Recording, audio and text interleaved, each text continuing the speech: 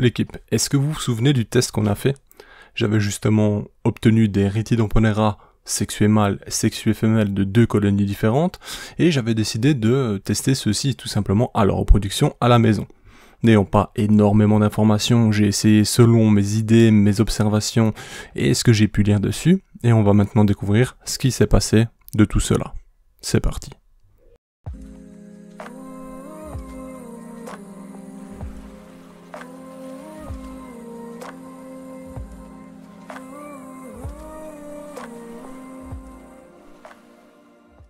On va aller droit au but. L'expérience est en quelque sorte un échec. Malgré que vous voyez 2 cocons, qui est donc un petit signe de réussite, ceux-ci n'ont jamais été ouverts. J'ai changé le tube pour que vous puissiez voir clair parce que l'ancien était très sale. Ici on se rend compte qu'il y a un cocon totalement fripé, l'autre est plutôt en bon état. Ce qui s'est passé, c'est que ils n'ont jamais été ouverts comme je le disais, et je ne sais pas du tout pour quelle raison. Elle n'a pas pondu depuis, enfin du moins le couvain ne s'est pas développé.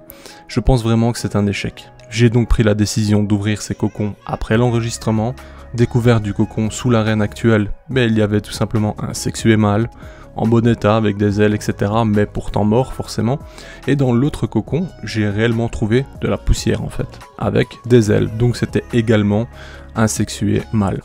Pour le coup, ça me rassure un peu quelque part, elle n'était pas fécondée, donc même si c'est une mauvaise mère en soi, voilà, il n'y a pas trop de conséquences parce que visiblement elle n'a pas été fécondée, ou peut-être pas assez, ou je ne sais pas du tout.